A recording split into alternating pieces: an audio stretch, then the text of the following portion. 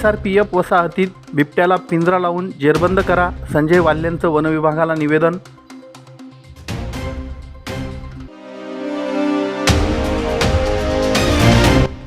झुलाल भिलाजीराव पाटील महाविद्यालयात आविष्कार स्पर्धेचा जल्लोष, विद्यार्थ्यांची संशोधने सादर.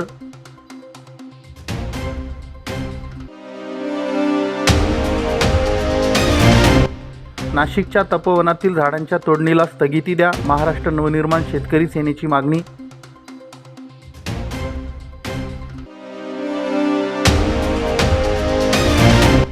आणि मुख्यमंत्री समृद्ध पंचायत राज अभियानाअंतर्गत ग्रामपंचायत वाडी येथे विविध प्रकारचे शिबिर संपन्न. धुळे शहरातील साक्री रोडवरील SRPF व सरकारी वसाहत परिसरात बिबट्याचा मुक्तपणे संचार करताना आढळल्याने नागरिकांमध्ये भीतीचं वातावरण निर्माण झालं आहे. तरी ड्रोन कॅमेऱ्याने शोध घेण्यासह बिबट्याला पिंजरा लावून जेरबंद करा अशी मागणी शिंदे शिवसेनेतर्फे वनविभागाकडे निवेदनाद्वारे करण्यात आली आहे. याबाबत महानगर प्रमुख संजय वाल्हे यांच्या नेतृत्वात उपवन संरक्षकांना निवेदन देण्यात आलं. निवेदनात म्हटलं आहे की या वसाहतीत 500 क्वार्टर्स असल्यानं 1 ते 2 हजार नागरिकांची वर्दळ असते. जेथे बिबट्या दिसला त्याच परिसरात गार्डन असून त्यात लहान मुले नियमित खेळत असतात. सुदैवाने रात्री 9 ते 10 वाजेच्या सुमारास बिबट्या दिसला, त्यामुळे मोठा अनर्थ टळला. मागील वर्षीही याच परिसराच्या बाजूला प्रियदर्शिनी जिमखाना परिसरात बिबट्या आढळून आला होता. तेव्हा नागरिकांनी तात्काळ शिवसेनेच्या कार्यालयात येऊन बिबट्याचे व्हिडिओ दाखविले. त्यानुसार सेनेने ही परिस्थिती वनविभागाच्या अधिकाऱ्यांना सांगितली. तेव्हा वनविभागाने तात्काळ सापळा लावून त्याला जेरबंद केलं होतं. या भागाच्या शेजारी वनक्षेत्र असल्यानं बिबट्याचा अधूनमधून वावर असतो असं नागरिक सांगतात. बिबट्याची 2 दिवसांपासून उपस्थिती जाणवू लागल्यानं नागरिकांचे सायंकाळनंतर घराबाहेर जाणे कमी झाले आहे. म्हणून वनविभागाने पिंजरा लावून बिबट्याला जेरबंद करावे, त्याचा शोध घेण्यासाठी ड्रोन कॅमेराचा वापर करावा अशी मागणी शिवसेनेनं केली आहे. तातडीने कार्यवाही न केल्यास सेना स्टाईलने आंदोलन केलं जाईल. त्यामुळे होणाऱ्या संभाव्य परिणामांना प्रशासन जबाबदार राहील असा इशाराही यावेळी देण्यात आला. निवेदन देतेवेळी महानगर प्रमुख संजय वाल्हे, माधवराव विस्पुते, असलम खाटी, किरण आगलावे, सागर राजपूत, मनोज कोळी, सचिन नागणे, मयूर विस्पुते, सचिन मोरे, आनंद सोनवणे, अजय जगताळे, सुनील सपकाळ, चेतन भारती, शुभम शेलार, मुश्ताक अन्सारी, कृष्णा पचोरे, साई छत्रे, जय शहा, राहुल मराठे, अनस अन्सारी, आबा सैंदाने, अनिल वाल्हे, वाल्मिक दराडे, मनोज आगलावे, रुपेश भोकरे, कृष्णा सपकाळ आदी उपस्थित होते. परवा 9-9:30 वाजेला साखरी रोडवर SRPFची शासकीय वसाहत आहे. या वसाहतीमध्ये 9:30 वाजेला त्या ठिकाणी बिबट्याचा मुक्त संचार नागरिकांनी त्या ठिकाणी बघितला. त्या परिसरामध्ये 500 क्वार्टर असल्यामुळे 1000 ते 2000 नागरिकांची त्या ठिकाणी रोज रेलचेल असते. आणि काहीतरी आपलं भाग्य समजावा की तो बिबट्या 9:30 ते 10 वाजेच्या दरम्यान त्या 500 क्वार्टरमध्ये त्याचा त्या ठिकाणी वावर होता. त्याच्या अगोदरच तिथे त्या गार्डनमध्ये लहान चिमुकले असतील, म्हातारे असतील, वयोवृद्ध असतील, त्या ठिकाणी गार्डनमध्ये बसून ते गार्डन त्या ठिकाणी बंद झालं होतं. आणि त्याच्यानंतर त्या ठिकाणी बिबट्या हा फिरत होता. त्याच्या अगोदर 1 वर्षापूर्वी देखील त्याच परिसरामध्ये बाजूला जंगल असल्याने त्या ठिकाणी बिबट्याचा वावर झाला होता. आम्ही तात्काळ शिवसेनेशी नागरिकांनी संपर्क साधला आणि त्यावेळेस नागरिकांनी आमचे संपर्क साधल्यामुळे आपण त्या ठिकाणी वन विभागाला कळवल्यानंतर बिबट्या त्या ठिकाणी जेरबंद केलं होतं. असंच काल परवा रात्री आम्हाला फोन आले की तात्काळ या ठिकाणी बिबट्याचा जेरबंद करण्यासाठी आपण प्रयत्न करावे. आणि आज आम्ही या ठिकाणी वन विभागाच्या वरिष्ठ अधिकाऱ्यांना या ठिकाणी सांगितलंय की तात्काळ पिंजरा लावून आणि ड्रोनने त्या बिबट्याला तात्काळ शोधा आणि जेणेकरून भविष्यामध्ये काही वाईट घटना घडू नये याचा प्रयत्न करा. मी महाराष्ट्र न्यूज चॅनलच्या बातमीपत्रास लाईक, शेअर, सबस्क्राईब करा. सोबतच बेल आयकॉन प्रेस करायला विसरू नका. पाहत राहा मी महाराष्ट्र चॅनल. धुळे शहरातील जय हिंद एज्युकेशन सोसायटीच्या झुलाल भिलाजीराव पाटील महाविद्यालयात सोमवारी जिल्हास्तरीय आविष्कार संशोधन स्पर्धा मोठ्या उत्साहात संपन्न झाली. या संशोधन महोत्सवाला धुळे जिल्ह्यातील विद्यार्थ्यांनी उत्स्फूर्त प्रतिसाद दिला. तब्बल 1650 विद्यार्थी संशोधकांनी यात आपला सहभाग नोंदविला. कवयित्री बहिणाबाई चौधरी उत्तर महाराष्ट्र विद्यापीठातर्फे आयोजित करण्यात येणाऱ्या या आविष्कार स्पर्धेचं आयोजन झेडबी पाटील महाविद्यालयाच्या प्रांगणात करण्यात आलं होतं. या स्पर्धेसाठी धुळे जिल्ह्यातील सर्व तालुके तसेच जिल्ह्यातील विविध महाविद्यालये आणि शाळांमधील विद्यार्थ्यांनी मोठ्या संख्येने हजेरी लावली. विद्यार्थ्यांनी विज्ञानासह विविध विषयांवर आधारित आपली संशोधने आणि मॉडेल्स सादर केले. यावेळी माहिती देताना स्पर्धेचे जिल्हास्तरीय समन्वयक महाले सर म्हणाले की विद्यार्थ्यांमधील संशोधन वृत्तीला चालना देणे हा या स्पर्धेचा मुख्य उद्देश आहे. आज पार पडलेली स्पर्धा ही फेज 1 म्हणजे जिल्हास्तरीय स्पर्धा आहे. यातून उत्कृष्ट ठरलेल्या विद्यार्थ्यांची निवड फेज 2 साठी म्हणजेच विद्यापीठस्तरीय आविष्कार स्पर्धेसाठी केली जाणार आहे. विद्यापीठ स्तरावर यश संपादन करणारे विद्यार्थी पुढे राज्यस्तरीय आविष्कार स्पर्धेत विद्यापीठाचं प्रतिनिधित्व करतील. स्पर्धेसाठी महाविद्यालयाच्या आवारात विद्यार्थ्यांची मोठी गर्दी दिसून आली. विविध विषयांवरील नाविन्यपूर्ण प्रकल्प आणि विद्यार्थ्यांचा उत्साह यामुळे संपूर्ण परिसर विज्ञानमय झाला होता. स्पर्धेच्या यशस्वीतेसाठी महाविद्यालयाचे प्राचार्य, प्राध्यापक वृंद आणि शिक्षकेतर कर्मचाऱ्यांनी परिश्रम घेतले. उत्तर महाराष्ट्र विद्यापीठामार्फत घेतल्या जाणाऱ्या आविष्कार स्पर्धेतील आमच्या महाविद्यालयात सर्वात मोठ्या संख्येने विद्यार्थ्यांनी प्रतिसाद घेतलेला आहे. यात पोस्टर्समध्ये सर्वात जास्त संख्या म्हणजे 920 पोस्टर्स आलेले आहेत. तसेच 60 मॉडेल्स विविध विषयांचे जवळपास 6 थीम्स आहेत. त्यात सर्व विद्यार्थ्यांनी मोठ्या संख्येने प्रतिसाद घेतलेला आहे.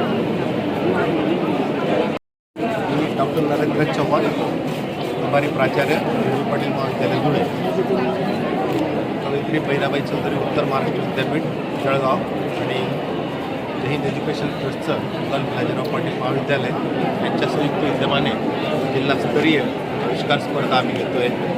विद्यार्थ्यांचा खूपच मोठा पाठिंबा आम्हाला मिळालेला आहे. जवळजवळ 900 पोस्टर्स आणि 60 मॉडेल्स या आविष्कार स्पर्धेसाठी नोंदणी झालेली आहे.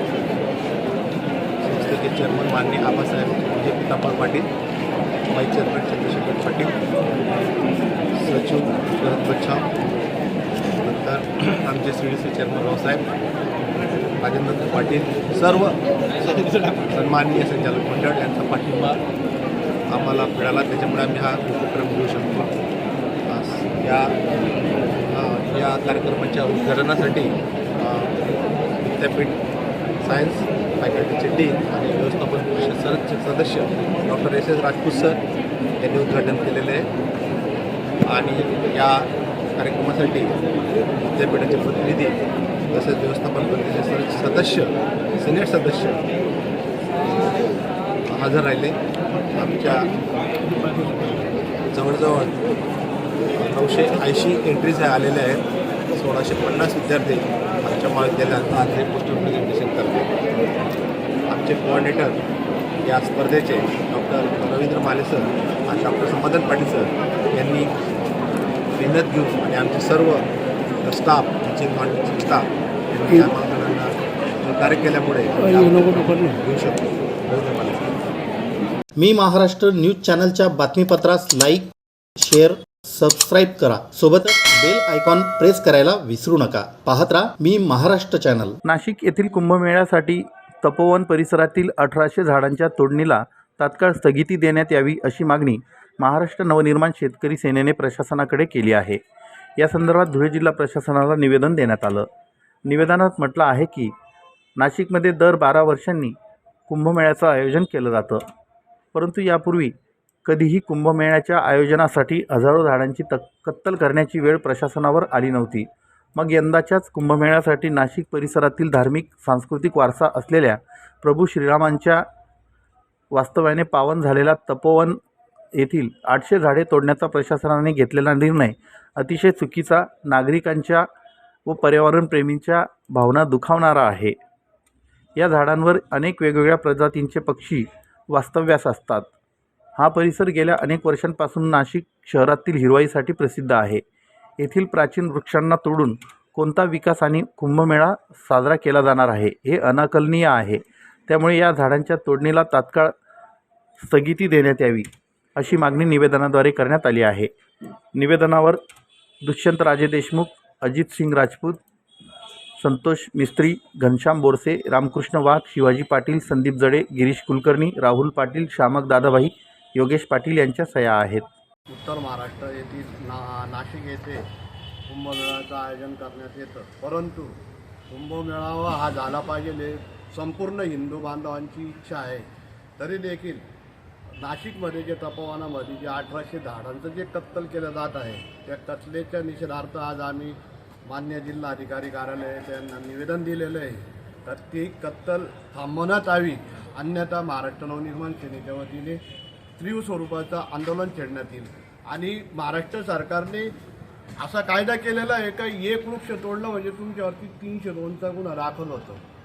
मग आता हे 1800 झाडं तोडायचा जो प्रयत्न करताय, तर मग माझं म्हणणं असं आहे का संपूर्ण मंत्रिमंडळावरती याच्यावरती गुन्हा दाखल झाला पाहिजे, अशी महाराष्ट्र नवनिर्माण सेनेच्या वतीने मी मागणी करत आहोत. जय हिंद, जय महाराष्ट्र. मी महाराष्ट्र न्यूज चॅनलच्या बातमीपत्रास लाईक, शेअर, सबस्क्राईब करा. सोबतच बेल आयकॉन प्रेस करायला विसरू नका. पाहत राहा मी महाराष्ट्र चॅनल. शिंदखेडा तालुक्यातील वाडी येथे विविध शिबिर संपन्न झाले. मुख्यमंत्री समृद्ध पंचायत राज अभियानाअंतर्गत ग्रामपंचायत वाडी येथे विविध प्रकारचे शिबिर आयोजन करण्यात आले होते.